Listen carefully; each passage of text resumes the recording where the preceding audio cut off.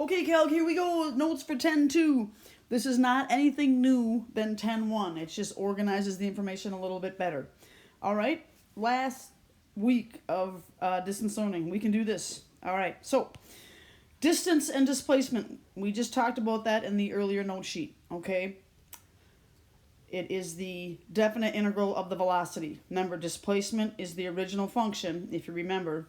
Displacement is the original function, and velocity is the derivative function. So it is the integral. Displacement is the integral.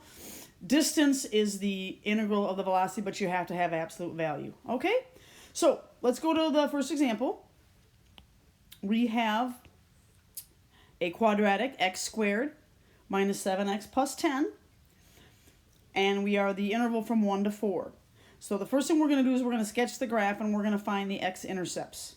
All right, so if we set the velocity equal to 0, 0 is equal to t squared minus 7t plus 10. You obviously can use the quadratic formula. This one is pretty simple to factor, x and x, 5 and 2, and they both have to be negative. So then we get an x-intercept at positive 5 and we get an x-intercept at 2. So if we sketch the graph, it looks like this. Alrighty. So 1, 2, it's going to cross at 2. And then it's going to cross at 5. 2 and 5. Alright, this is a parabola that opens up. So it's going to look like this. It's going to come down, and then it's going to go below, and then it's going to come back up and hit that x-intercept. Okay, so there is our parabola. Now, we need to keep track of our interval. It's only from 1 to 4. So I'm going to kind of highlight that for you in blue here. Here is 1, right here. So there's 1, and then 4 is right here. All right. So as you can see, I'm going to try to sneak that in there. I'm going to try to highlight this for you guys. Come on, zoom. Okay, right here, guys. This area right here from 1 to 2 is, of course, positive. All right, I did not mean to have highlighter there. So that is a positive area. And then the area from 2 to 4 right here, that is a negative area. Oops, I can't keep track of highlighter and marker. Okay, again. From 1 to 2, our area is positive. It's above the x-axis. And from 2 to 4, our area is negative. It is below the x-axis. All right, so we go to part B now. And we're going to try to find the subintervals in which the velocity is positive and which the velocity is negative. So again, we're going to break it down into subintervals. Positive interval and a negative interval. So we're just going to write it out. Our positive interval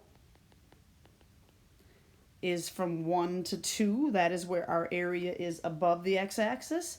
And our negative interval is from 2 to 4. That is where our area is below the x-axis. So again, positive is above the x-axis and negative is below the x-axis. All right, and again, of course, it's very handy-dandy to look at that graph, and you can see it pretty clearly.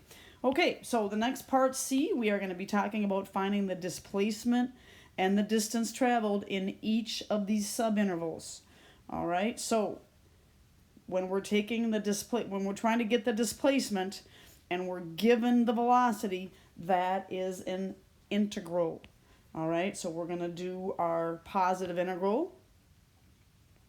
All right, so our positive integral, we're going to set that up from 1 to 2 of our velocity, t squared minus 7t plus 10 dt, good calculus notation. And then we're going to set up our negative interval. So our negative interval, our left endpoint is 2 and our right endpoint is 4. We still use our velocity equation, of course. All right, so now we're going to math 9 this. When I math 9 our positive integral, I should get a positive answer, and I sure do. I get 1.83. All right, so in this interval, our displacement is 1.83, and our distance traveled is 1.83. Okay? And of course, that's feet. We want to label everything. All right? So, when our area is above the x-axis, when it is positive, our displacement and our distance are exactly the same. All right, now, when we math 9, our negative, I did not mean to put that in there. Thank you. When we math 9, our integral here, we better get a negative answer. Punch that in, use math 9. I am absolutely getting a negative answer, negative 3.33. Okay, now our displacement can be negative. So our displacement is negative 3.33 feet. But our distance traveled cannot be negative. So we have to take the absolute value of negative 3.33 and we get positive 3.33. Alrighty? So that's the difference. If your area is positive, your distance and displacement are the same. If your area is negative, the displacement is the negative, but the distance is the absolute value of that. Okay? All right, now we're going to do the same thing, but instead of breaking it down into 2 intervals, we are going to use 1 interval. All right, so this part D is our displacement. All right, so if we use 1 interval, we're going from 1 to 4. We use our velocity, t squared minus 7t plus 10 dt, and we go right to math 9. All right, so when I did that, I am getting negative 1.5. All right, and now if I do, I'm going to highlight it in blue. Now if I do distance traveled, I'm just going to go over here, so I'm going to label this for you. So this is our displacement right here. Displacement. All right, so now over here, I'm going to do our distance in 1 integral. So from 1 to 4, I need my velocity equation, t squared minus 7t plus 10 dt. But remember, whenever you are doing distance traveled, you must put absolute value around your function because distance cannot be negative. All right, so now when I math 9 that, I'm getting a distance of 5.16 feet. All right, so there we go. 2 separate ways. You can break it down into a positive and a negative subintervals, and you can do single intervals. Now, here's how you check your work. We're going to go up and we're going to find our 2 answers for displacement up above. I'll make this a little bigger for you. Okay, so our displacement, I'm going to highlight it in red.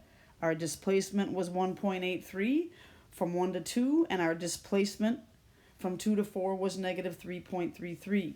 When I add those together,